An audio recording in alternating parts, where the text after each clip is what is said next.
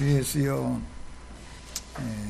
주님께서는 세상이 아무리 악해도 여전히 바알에게 무릎 꿇지 않은 7천인을 매 세대마다 보존하신다 하셨는데, 우리들도 믿음의 선진들이 앞서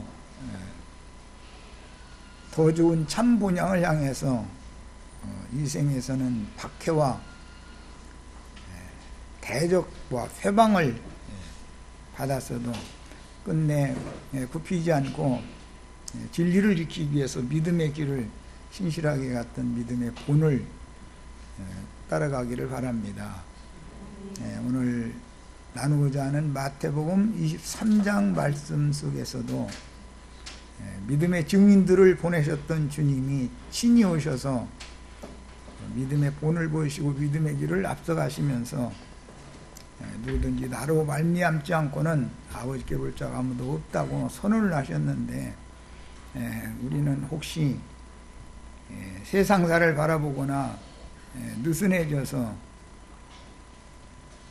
주님이 앞서가신 그 길에서 벗어나는 길을 사모하거나 추종하거나 하는 일이 없는지 각자 자신의 믿음을 오늘 잘 점검받는 말씀으로 받아서 이 말씀이 각자 자신의 구원의 말씀이 될 수 있도록 믿음으로 화합시켜 주시기를 주의 이름으로 기도합니다. 아멘. 아멘. 자, 이제 10페이지 그 마지막 단락부터 들어갑니다. 본문에서 이제 선생, 너희 선생이라는 말씀을 하셨는데, 뭐 잘 아는 것처럼 유대교의 랍비들을 선생이라 부르지를 말고 선생은 오직 그리스도인 나밖에 없다 그랬는데, 당연한 말씀입니다. 우리들의 신앙의 지도를 받을 때 참 랍비가 되시는 주의 성령의 인도와 가르침에 순종하지 않으면, 그 선생 참 스승을 따라가지 않으면 하늘 영광에 우리가 도달할 수가 없습니다. 이건 말할 것도 없습니다. 자, 이제 자료 2번으로 많이 남았는데 7페이지나 되는 항목인데 빨리빨리 넘어가도록 하겠습니다. 자, 너희는 다 형제이라 그랬습니다. 랍비라고 너희는 절대로 칭함을 받지 말아라. 제자들 보신 말씀이다라는 거 아까 말씀드렸고, 너희는 제자들은 다 형제다 이렇게 강조를 하신 것은 한 아버지의 아들만이, 예수님의 아버지가 제자들이 아버지일 때만 다 형제가 될 수 있는 것이죠. 그 영이 거듭난 제자들의 교회에서는 가르치는 은사를 수행할 제자들이나 가르침을 받아야 할 양무리들이 모두 유일하신 한 분의 참 하나님을 섬기는 참 아들들이어야 하는데, 참 제자들의 모임에서는 누구나 한 아버지인 진리의 말씀으로 나오신 형제들이다. 아버지라는 말은 말씀을 말하는 것이기 때문에, 생명의 근원적인 신은 말씀을 말하기 때문에 이 진리의 말씀으로 나아진 영들만이 다 영적인 형제들이 될 수가 있는 것이에요. 육신적으로는 믿는 이들이 육신적으로 형제가 될 수가 없죠. 다 한 영으로, 똑같은 하나님의 한 영으로 나왔으니까 한 아버지의 아들들이 된 거예요.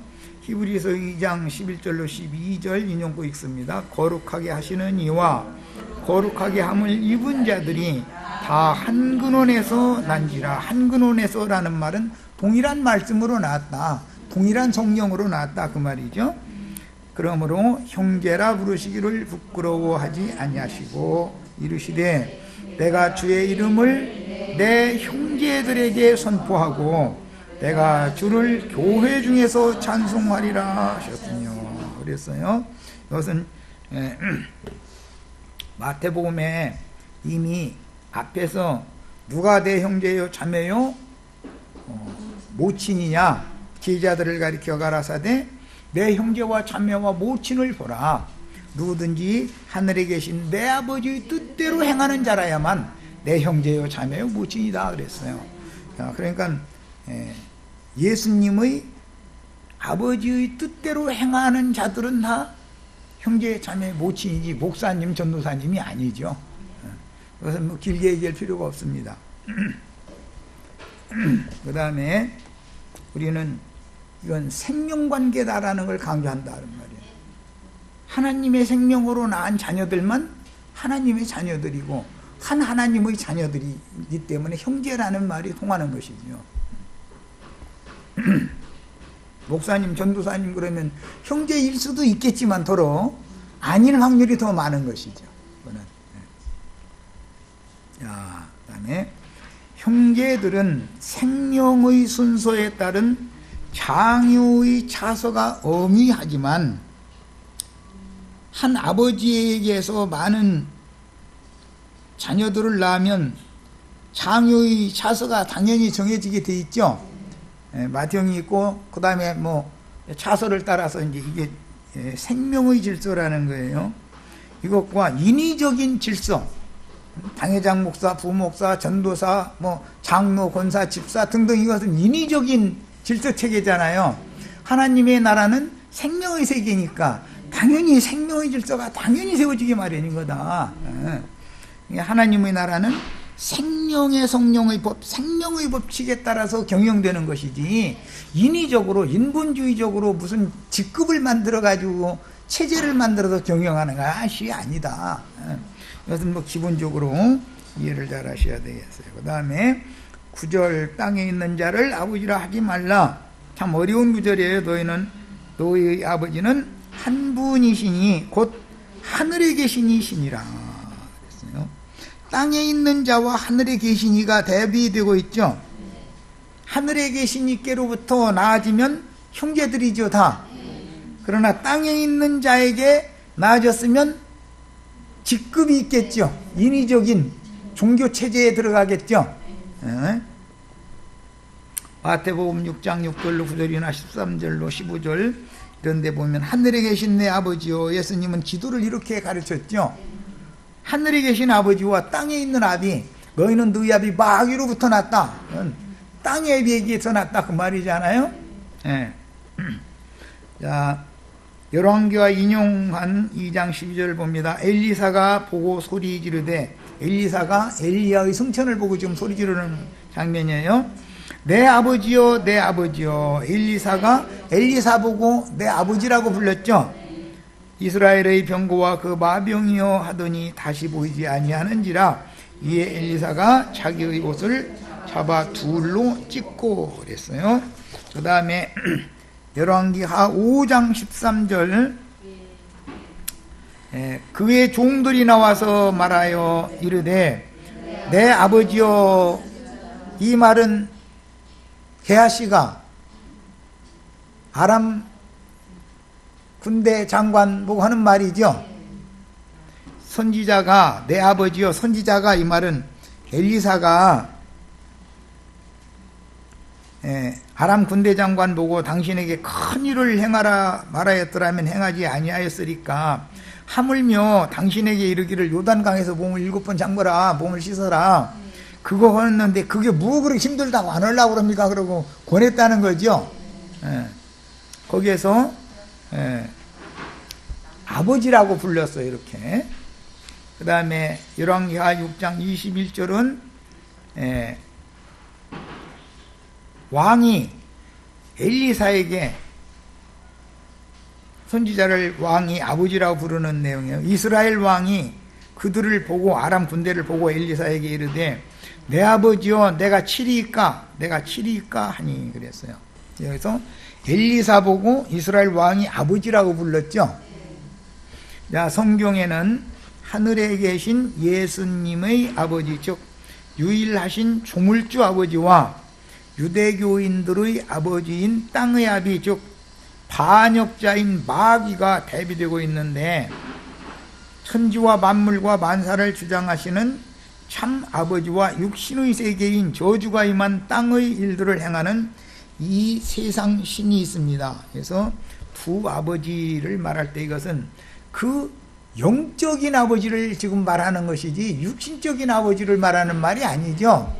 육신적으로 나를 낳아준 아버지 보고 아버지라고 하지 말라고 했다면 예수님이 완전히 사람들 불상론 만드는 거잖아요.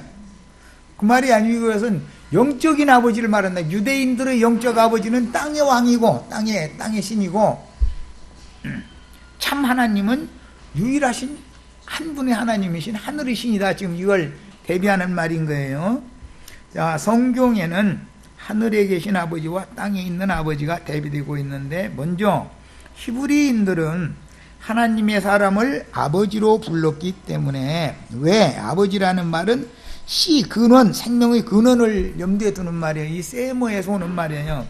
셈족은 언어 관습이 아버지라는 말은 원천적인 생명의 근원, 씨를 말하는 거예요. 아버지 하면 그런 개념이에요. 생명의 근원이라는 개념인 거예요.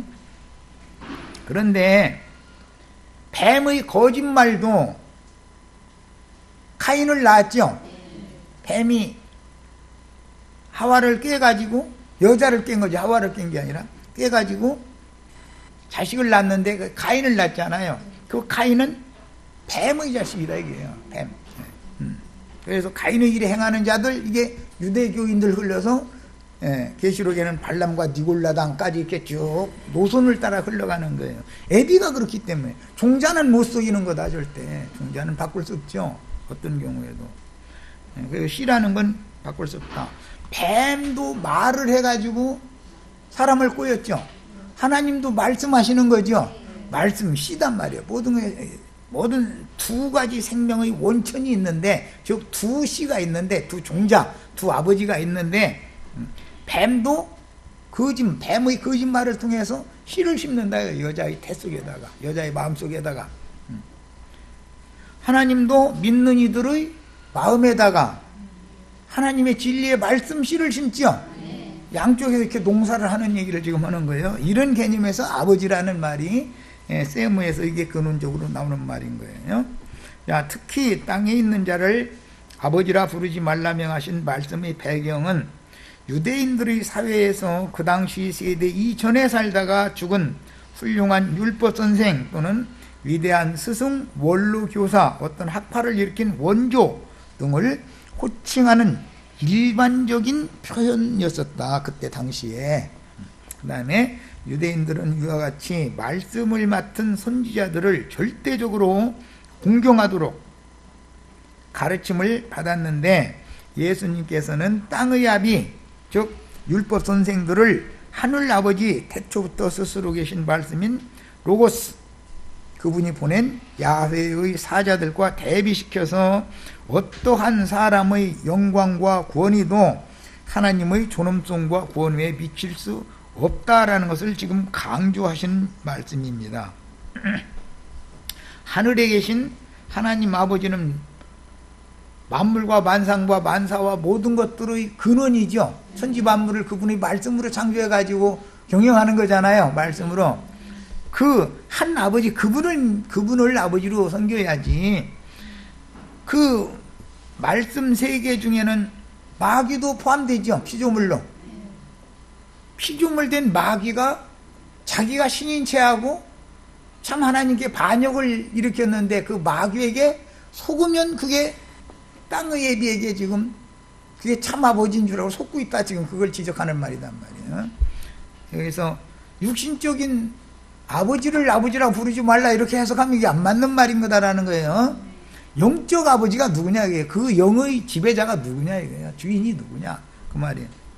예수님은 종교적인 관념에 따라 하나님의 사람을 아버지라고 호칭하며 존경하던 조상들의 관례가 변질되어서 거짓 선지자들인 바리새파의 서기관들이나 율법사들을 아버지라고 호칭하며, 그런 관례가 있었죠.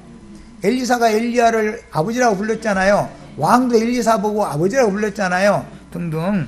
이제 그런 것이 고대 사회의 이스라엘의 관례다 이거예요. 그런데 부자와 나사로의 비유에서도 아브라함 보고 아버지 아브라함이여라고 부르잖아요. 아버지라고 부르잖아요. 네.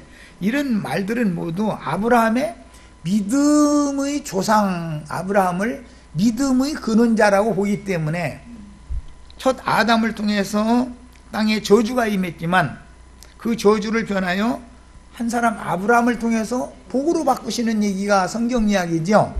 그러니까 두 아버지가 있는데 창세기로 말하자면 아담 아버지가 있고 아브라함 아버지가 있다 그런 말이에요. 그런데 이스라엘은 아브라함 자손이라고 해야 되니까 아브라함의 혈통적인 자식이 아니고 아브라함의 믿음의 계보를 따르는 믿음의 자식이다 그 말이란 말이야.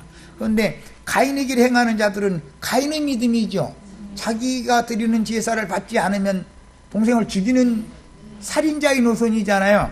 그래서 예수님은 너희는 너희 네 마귀로부터 났다. 그는 처음부터 거짓말하는 자요, 처음부터 살인한 자다.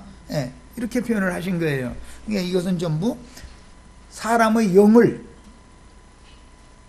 어떤 신이 지배하느냐를 지금 다루고자 한다 말이에요. 자, 요한복음 8장 44절 너희는 너희 아비 마귀에게서 났으니, 이거 유대인들 보고 하시는 말씀이죠. 너희 아비의 욕심대로 너희도 행하고자 하느니라. 그는 처음부터 살인한 자요, 진리가 그 속에 없고 거짓말밖에 없다. 그 속에 거짓이 다 들어있다. 속에 없으므로 진리에 서지 못하고 거짓을 말할 때마다 제 것으로 말하나니. 이게 굉장히 중요한 말인데, 사실은 하나님의 말씀을 도적질에다가 도용해가지고 자기 편리대로 변개시켜서 오남용하는 말인 거죠. 예배당 목사님들이 전판 거짓말만 하는 건 아니잖아요. 90% 이상이 성경 말씀을 하고 누룩을 조금씩, 거짓말을 조금씩 섞는 거죠. 하나님 말씀에다가. 이래가지고 온덩이를 다 썩게 만드는 거예요. 그런 방식으로 모든 사람들을 깜빡 속인다. 계시록에는 마귀가 온천하를 다 깼다 그랬는데, 온천하를 어떻게 깨겠어요? 하나님의 말씀이다 해가지고 말씀을 어떤 부분을 가서 빼고 사람이 지어낸 말을 살짝 갖다 거기다 보태놓고 이런 방식으로 하는 거죠. 그렇게 하면 사람들이 깜빡 다 속는다 이거예요. 자, 그러므로 로마 가톨릭의 신부제도에 따르는 교황과 같은 종교적 특별 대우는 분명 성경의 가르침과 배치되는 것이고, 개신교계에서도 어떤 사람의 교리를 맹신하는 것은 사실은 자신들이 만든 금송아지에게, 늘 성경에서 송아지, 소라는 말은 종을 말하는 거예요. 하나님의 종을 비유하는 거예요. 그러니까 금이라는 건 하나님의 신성을 말하는 거기 때문에 하나님이 보낸 사자를 금송아지로 상징해 놓는다는 말이에요. 금송아지 앞에 가서 우상숭배를 하는 거예요. 말씀을 맡은 하나님의 종이다라고. 그런데 사실은 마귀의 거짓말을 거기에 가지고 있는 사람인데 사람을 잘못 보고 있는 것이죠. 이게 우상숭배를 하는 짓이다. 주님께서 제자들과 이스라엘 백성들에게 주신 말씀과 사람의 교훈, 가인의 길에 행하는 자들, 몰지각한 목자들이 가르치는 교훈과 어떻게 다른지를 정확하게 진리를 옳게 분별할 줄 아는 지혜와 지식이 구비되어져야 되겠어요. 그 다음에 진리 말씀 안에 살아계신 성령으로 영이 거듭난 천국의 자녀들이라면 참 아버지는 말씀이 육신이 되어 오셔서 구속을 이루시고 지금은 그 영, 살려주는 영이 되어 참 제자들 각자의 속에, 또 제자들의 모임에 함께 살아계신 예수 그리스도의 그 영의 말씀이다. 한 분 하나님이라는 것은 지금 그 영의 말씀을 말하는 것이죠. 하나님은 말씀을 말하는 거예요. 태초에 말씀이 계시니라. 이 말씀이 하나님과 함께 계셨으니 이 말씀은 곧 하나님이시니라. 말씀을 하나님이라고 그러는데, 진리의 말씀이냐 미혹하는 뱀의 거짓말이냐에 따라서 하나님이, 아버지가 둘로 나눠진다, 지금 그 말이란 말이에요. 근데 어떤 말을, 누구에게로부터 온 영을, 누구의 말을 받은 사자들이 말씀을 가르칠 때는 그래서 분별을 해가면서 들을 필요가 있는 거다. 거짓말이 여기에 조금씩 섞여 있는지, 말씀으로 말씀을 해석하게 하고 있는 건지, 사람의 교훈으로 변개시켜 가지고 자기네들이 유리한 구절만 쏙쏙 빼가지고 말씀을 가지고 오남용해서 사람들한테 헌물이나 헌금 착취하는 용도로만 이용하고 있는지 이런 걸 구분할 필요가 있는 것이라는 거예요.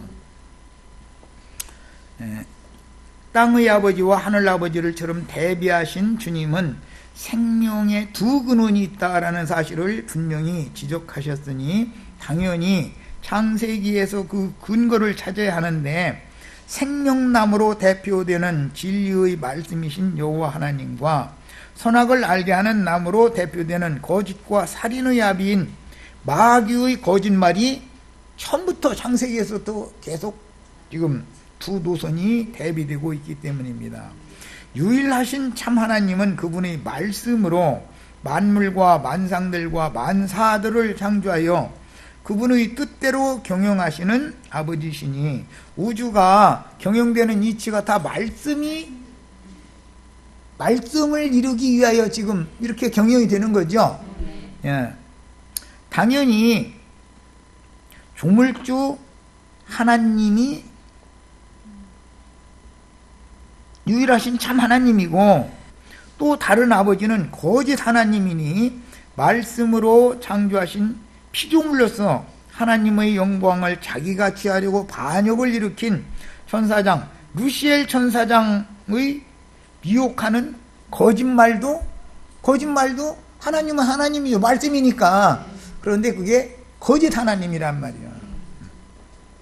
아담 세계 이전에 루시엘은 지상의 왕국, 즉 용들, 뱀들의 세계를 계속 유지하려고 하나님의 인간 세계 이전에 공룡, 용들, 뱀의 시대가 있었죠. 그걸 계속 이어나가기를 바란다 이거예요. 뱀이니까, 뱀들이 왕이니까, 뱀 세계의 왕이니까. 그러나 하나님은 그 뱀들의 세계를 심판해버리고 혈육을 입은 육신의 인간 세상을 별도로 경영하면서 그 중에서 이 진리의 말씀을 받아들여서 믿은 성도들을 불러내서 뱀들이 임의로 또는 은밀하게 활동하여 어리석은 진리를 모르는 무지한 자들을 미혹해서 마귀의 세계로 끌어가려고 해도 진리의 말씀을 참 하나님으로 받아들이고 믿는 성도들을 불러내서 그들에게 진리의 말씀으로 온전케 되도록 양육해서 진리의 세계, 빛의 세계, 말씀 세계를 유업으로 상속해 주고자 하는 것이 성경의 구원사다, 구속사다. 뱀이 미혹한 말은 땅의 일들로 적용하자면 그대로 이루어졌는데, 선악을 알게 하는 나무 실과를 따먹으면 그 나무의 가지들이 되는 것이다. 어떤 나무의 실과를 따먹으면은 그 나무가 되죠. 그런데 두 나무가 있다 이거예요. 생명나무는 예수님을 말하는 거죠. 예수님이 신약에서 나는 생명나무다라고 하지 않고 나는 참 포도나무다 이렇게 표현했고, 너희는 가지다. 나무가 있으면 가지들이 있게 마련이고, 선악을 알게 하는 나무도 나무가 있으면 가지들이 있게 마련인데, 가지들은 제자들을 상징하는 것이죠. 모세라고 하는 나무가 있고 모세의 제자들이 있고, 예수님 나무가 있고 예수님의 제자들이 있다 그런 말이에요. 자, 그런데 그 나무 가지들이 되는 것이니, 그녀가 먼저 낳은 아들 가인의 길에 행하는 자들은 선악을 알게 하는 나무 가지들로서 니골라당과 발람들이요, 그들은 간교한 들짐승인 뱀들이며 독사의 새끼들인 것이다. 영적으로 보는 거예요. 이건 사람 보고 하는 말인 거예요, 전부. 유대교 지도자들 보고 이 뱀들아, 독사의 새끼들아 하는데 땅속에 땅굴 파고 사는 뱀을 말하는 게 아니죠. 그들의 영이 그처럼 간교한 뱀과 같다, 그런 뜻인 것이지, 진리의 영을 받은 자들이 아니기 때문에 그렇게 표현한 거예요. 독뱀의 새끼들이 계시록에서는 두 짐승의 10뿔과 7머리들이며, 예수님 시대에는 육체에 상관된 의문이라고 하는 그람마토스라고 하는 이 용어는 글자로 기록된 혹은 판에 새겨진 조문의 율법을 의문이라고 표현하는 거예요. 의문의 율법 지식을 구비하여 자신들이 빼거나 더한 규례들을 백성들에게 반복해서 가르쳐서 인을 치므로 배나 더 지옥 자식들이 되게 하는 땅의 아비들 율법 선생들이 다 독사의 자식들이라고 예수님이 판단하신 거예요. 그들의 가르침의 특징은 성경에서 영생을 얻는다고 하며 성경을 추구하지만 사실은 성경에서 어떤 용어를 또는 점이나 획을 교묘하게 빼거나 더하여 변개시킨 말씀으로 지식의 열쇠를 만들어 가지고, 이게 조직신학이라는 거죠. 자신들만의 특별한 신학 교리로 가르침으로 불쌍한 영혼들을 살인하는 마귀의 자식들인 것이다. 말씀을 가지고 살리기도 하고 죽이기도 하죠. 말씀으로 살인하는 영적 살인이잖아요. 네. 말씀으로 구원도 하는 건데 말씀으로 살인도 하는 것이다. 생명나무이신 그리스도의 그 영으로, 영이 거듭나서 유일하신 참 하나님이신 그리스도의 말씀으로 생명 공급을 받아 생명이 온전케 된 참 아들들은 하늘에 계신 유일하신 참 하나님의 아들들이니, 베드로나 바울이나 사도 요한은 후사 아들을 낳았는데 베드로는 마가를 내 아들 마가야 이렇게 했죠. 아들이라 했고, 바울은 디모데를 내 아들 디모데야 이렇게 불렀죠. 요한은 요한 2서 3서에서 보면 부녀의 아들들이 곧 자신의 자녀들이다라고 표현을 했어요. 자, 부자의 생명관계는 두 신들 중에서 어떤 신으로 자신들의 영이 거듭났으며 어떤 기업을 상속받았는지를 분별해 주시는 말씀이니, 땅의 아비 즉 뱀이 아버지면 자식도 뱀 낳는 거죠. 육신이 뱀을 말하는 게 아니에요. 그 영이 간교하고 교활한 그런 뱀과 짐승에 지나지 않는 그런 용들을 낳는다는 거예요. 세상신의 자식들이 되어 땅의 아비에게 나면 세상신의 자식들이 되고 땅의 일만 생각하고 육신이 죽지 않고 땅의 에덴 동산으로 돌아가는 것을 그렇게 추구를 한다는 것이죠. 잠그기 참 기가 막힌 얘기죠. 오늘 기독교계 말씀줄이나 읽었다는 사람들 보면 에덴 동산으로 돌아가야 된다고 다 이러고 앉았죠. 에덴 동산으로 돌아가야 돼요. 거기서 나와야 돼요. 거기서 나와서 하늘의 예루살렘으로 가야죠. 땅의 에덴 동산으로 돌아가면 거기는 뱀소굴인데 뱀소굴로 가서 뭘 어떻게 하잖아요. 뱀 자식들 되겠다는 거예요. 이렇게 어리석다 이거예요. 그래서 아브라함의 믿음은 땅의 본토 친척 아비집을 떠나는 것이죠. 그게 뭐예요? 땅의 본토 친척 아비집이라는 건 땅의 에덴 동산에서 떠나야 된다 그 말이잖아요. 네. 결국은 지옥으로 떨어지게 마련이고 하늘의 하나님께 나으심이 되면 위의 것을 찾게 되고 하늘의 시온산에 세운 하늘의 예루살렘에 들어가게 마련입니다. 그의 근거가, 생명의 근원이 땅의 아비에게 났으면 땅속으로 들어가는 것이고 하늘의 아버지께로 났으면 하늘로 데려감을 받는 거죠. 예. 아까 이런 걸 이제 말씀을 좀 나누려고 구름 같은 증인들을 우리 찬송을 한 거예요. 구름 같은 증인들은 이 땅을 사는 동안은 나는 행인과 나그네라고 했지 땅에서 영원히 살겠다고 한 사람이 하나도 없잖아요. 왜? 하늘에 더 좋은 참분양 한 성을 저희들을 위해서 준비해 놓으셨다고 그랬으니까 거기로 들어가야지. 땅의 에덴 동산으로 돌아가면 되겠습니까? 진리의 지식이 너무 무지하다 보니까 그런 말을 해도 아멘하고 에덴 동산으로 돌아가야 된다 이러고 있는 거예요. 참 답답하죠. 그런 사람들 만나면. 아니 에덴 동산으로 돌아갈 바에는 거기서 내 쫓지를 말지. 하나님이 뭘라고 그걸 또 돌아가지 못하도록 내 쫓고서는 생명나무 길을 막아놔 버렸다는 거야. 못 들어가게. 그런데 하나님은 안 된다는데 구태 거기로 가겠다고 저러고 길을 쓰니 이게 무슨 조화 속이냐 이거예요. 거기서 불러내셔가지고 하나님이 동행해서 아브라함의 믿음의 자취를 쫓는 믿음의 증인들을 위하여 하늘에 예비해 놓으신 한 성에 끝까지 데려가는을 받는 것이 우리 믿음의 결국이 돼야 되겠어요. 예, 땅의 에덴으로 돌아가겠다는 건 땅에서 낙원 누리자 그 말이잖아요. 그럼 땅에서 낙원 누릴만 하면 세상 말로 좀 이제 겨우 한숨 돌리고 먹고 살만 하니까 병이 와가지고 가버리죠. 예, 땅의 에덴이라는 건 있을 수가 있어요, 없어요? 이 땅에 숨을 쉬고 있는 한은 눈물과 곡하는 것과 애통하는 것과 아픈 것밖에 없죠. 그런데도 땅에 낙원을 그렇게 추구를 하니 이것도 참 세상 말로 귀신이 곡할 노릇이요. 사람을 얼마나 속여놨길래 이렇게 정신을 못 차리는지 참 진리를 모르면은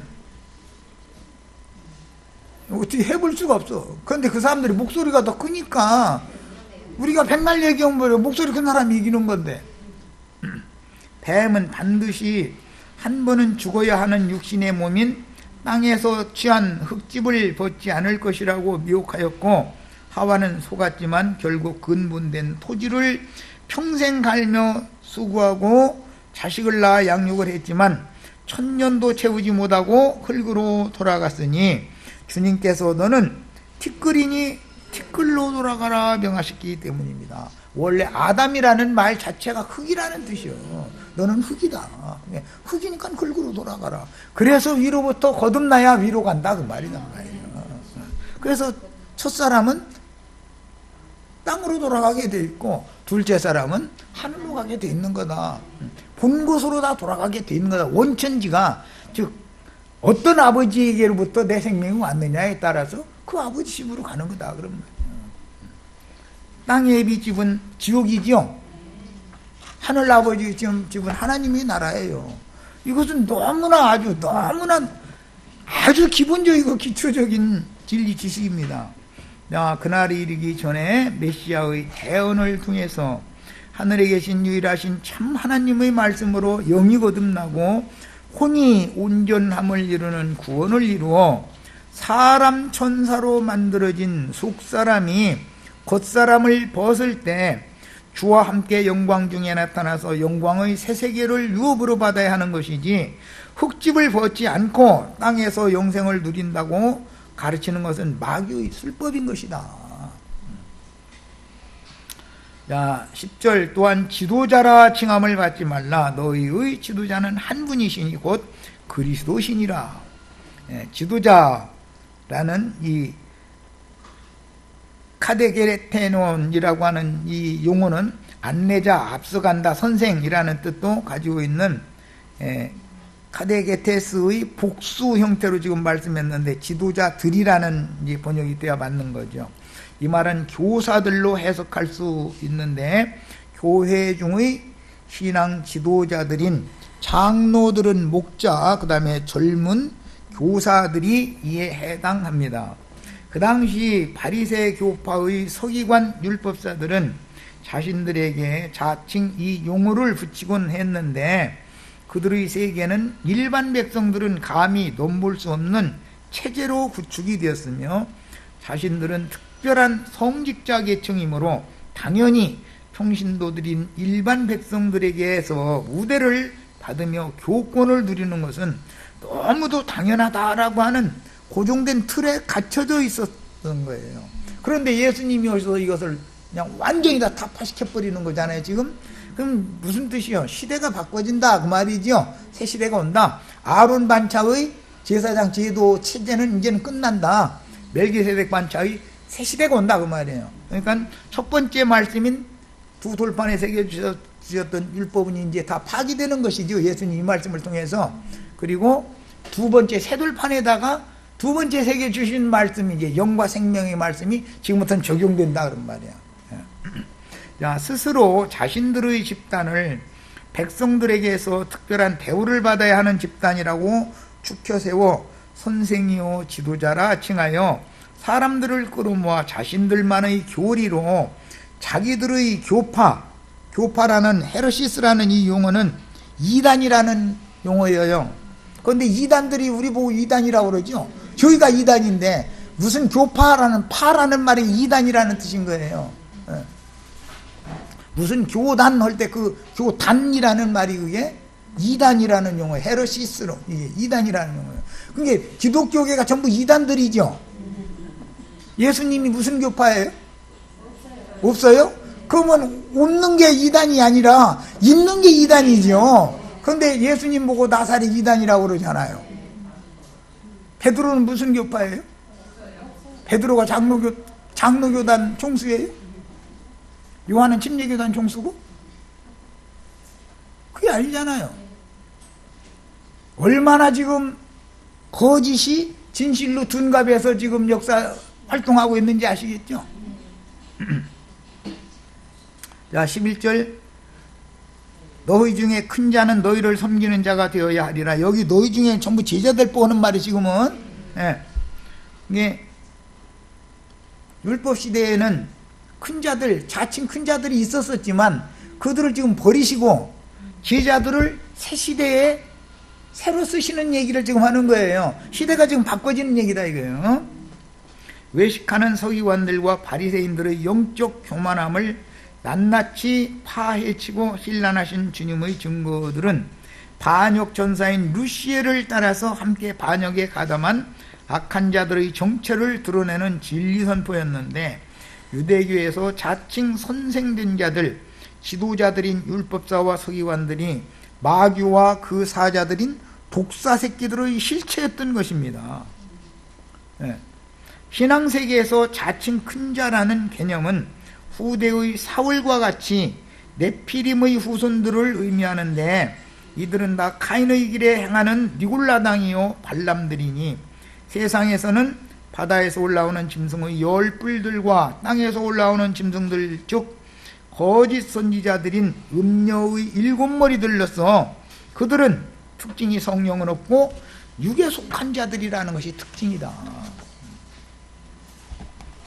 그 다음에 사울이었던 유대교 바리새파의 큰 자가 그 당시의 모든 자랑거리들을 배설물로 버리고 바울이 된 것은 고대의 네피림의 후손 안악자손들이라도 생명의 빛으로 임하신 메시아를 만나서 거꾸로 뜨림을 받는다면 계시로 받은 생명의 말씀을 전파하는 충성스러운 그리스도의 종으로 쓰임을 받을 수가 있다는 사실을 보여줍니다.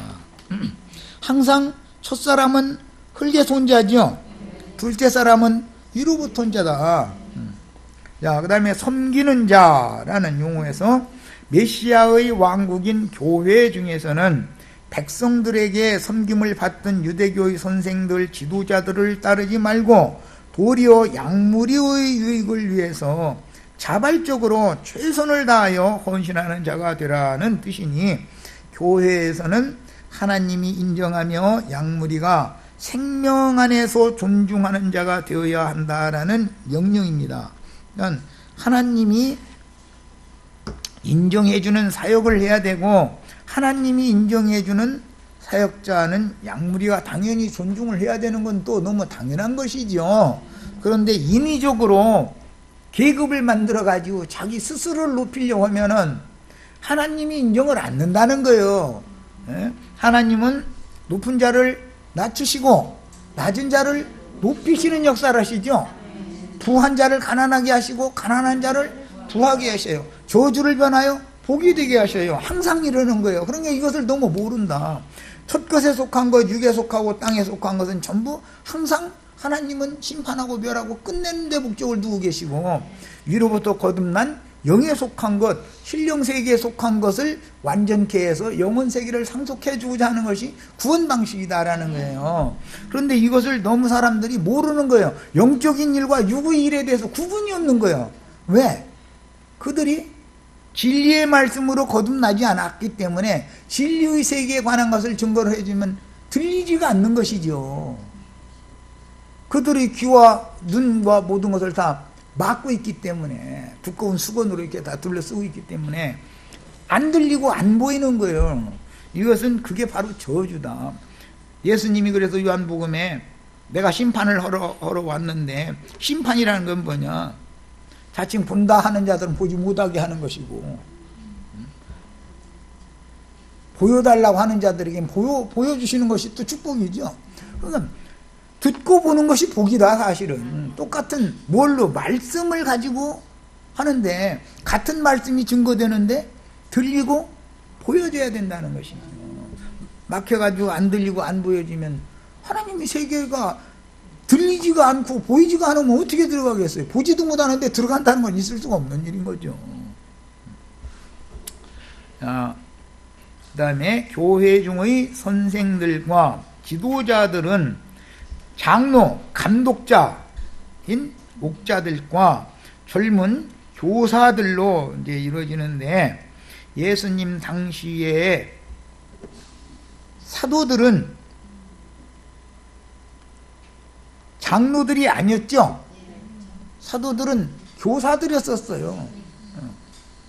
젊을 때, 청년 때 다 주님을 만났었기 때문에, 죽음을 앞두고 유언서를 남길 때, 자신을 소개할 때, 그때 드디어 장로는 어디 누구에게 편지하노니, 그때서 장로라고 그러죠. 다 그때는 90몇 세씩 된 이제 죽음을 앞둔 때를 얘기한 거예요.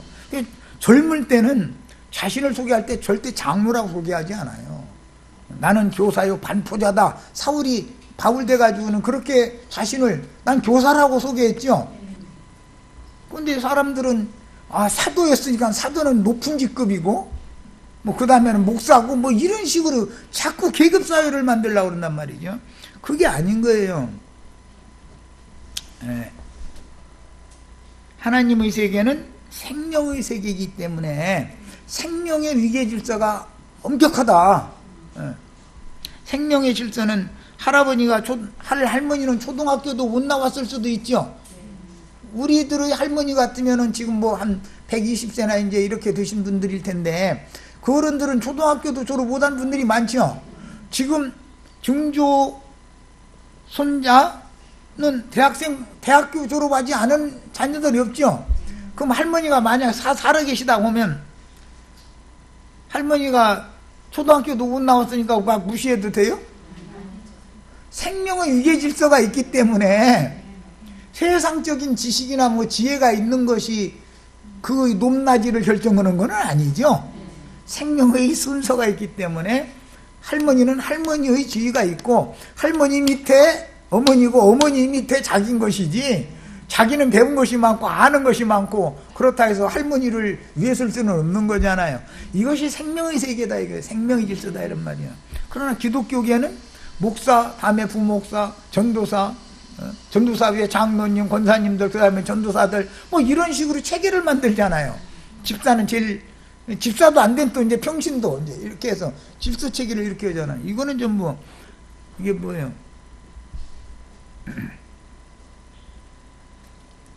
모세의 장인 이드로가 모세에게 이방신을 섬기는 규례를 가르쳐준, 거기에서 이게 나오는 이방신을 섬기는 제도다, 이거예요. 모세의 장인은 여호와 하나님의 종이 아니잖아요. 누구 제사장이라고 그랬어요?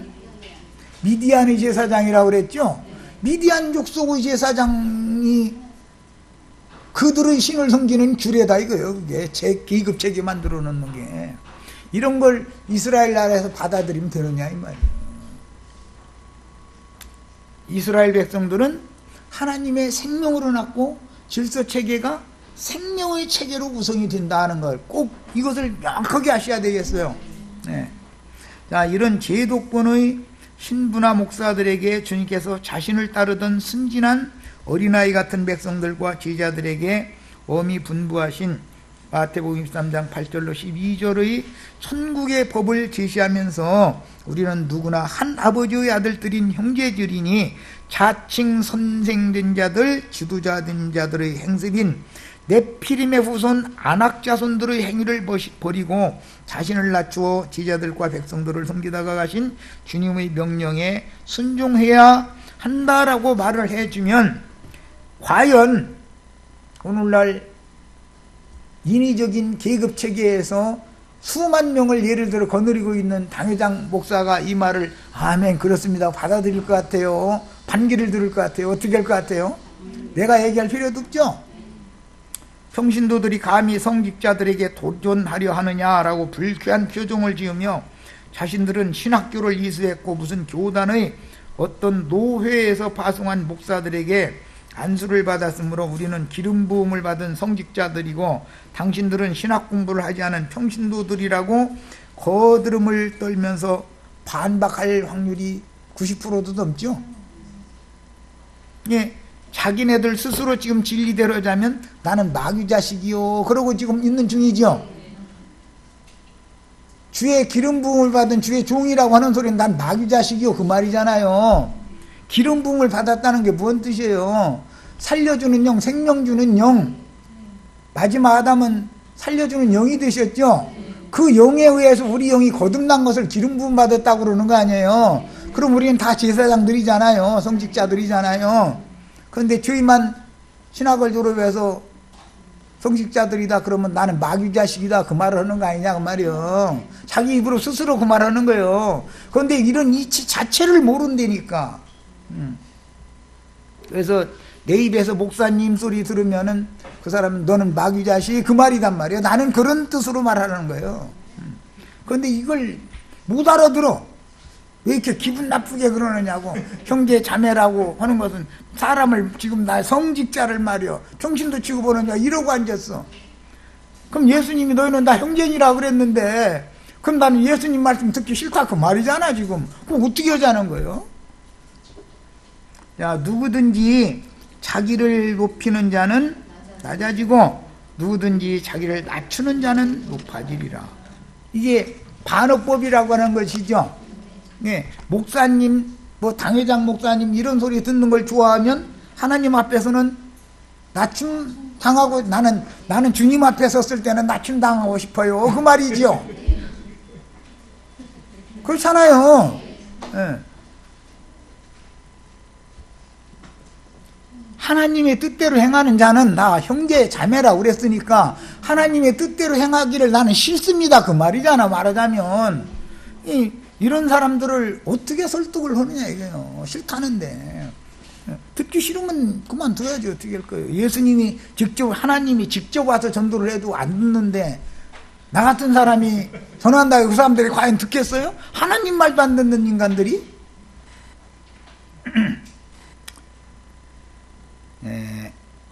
이 세상사에 매몰된 자신의 혼적 생명, 신약성경에는 온천하를 얻고도 자기 목숨을 잃으면 무엇이 유익하리요 그랬는데 이 목숨이라는 말이 표식해 혼생명이단 말이에요. 혼생명. 이것을 부인하고 영의 세계에 적용하라는 말씀이므로 모든 물질 세계의 첫 것에 속한 것들을 버리고 잃고 빼앗기면 둘째 사람에게 속한 신령한 것들을 얻고 신령 세계에 주와 함께 나타나고 영생의 세계를 누리게 된다라고 하는 역설적인 반어법적인 가르침인 것이죠. 예를 들면 자기의 목숨 혼적 생명을 잃는 자는 영적 생명을 얻을 것이요 영적 생명은 죽음이 없죠 라는 말씀과 같은데 이 생에서 자기 자아를 높이는 자는 주님의 왕국에서는 낮춤을 당하게 된다라는 말씀도 역설입니다. 예수님이 인자로 사시는 동안은 인간들에게서 하나님과 동등으로 여김을 받으려 하시지 않고 종의 신분으로 순종하신 것은 새 사람으로 부활되어 하늘보다 높이 되심으로 모든 영광을 취하심으로 역설적인 교훈들이 예수님에게 응했던 거예요. 그렇게 해서 이제 예수님이 하늘 영광에 들어간 거예요. 자연의 이치를 보아도 곡물이 알곡으로 익을수록 숙이며 열매 속에 내용물이 차기 전에는 머리를 들고 바람 따라 흔들리게 마련이니 아담에 속한 옛사람이 속세에서 성공하면 유대교 지도자들처럼 교만방자하게 행하다가 결국은 하나님의 공의로운 심판을 피하지 못하는 것이 자연스러운 하나님의 생명의 질서인 것이다. 생명의 위계 질서를 누구도 거슬리거나 사람이 인위적으로 바꿔놓을 수는 없는 것이죠. 하나님이 각 사람에게 정해주신 분수라는 것이 있으므로 자기 분수를 지나는 언행을 한다면 세상에서도 화를 불러들이는 원인이 되는 이치는 인생사에서도 볼 수 있듯이 영의 세계 즉 신앙세계에서도 마찬가지인 것입니다. 자, 여기까지 해서 마칩니다.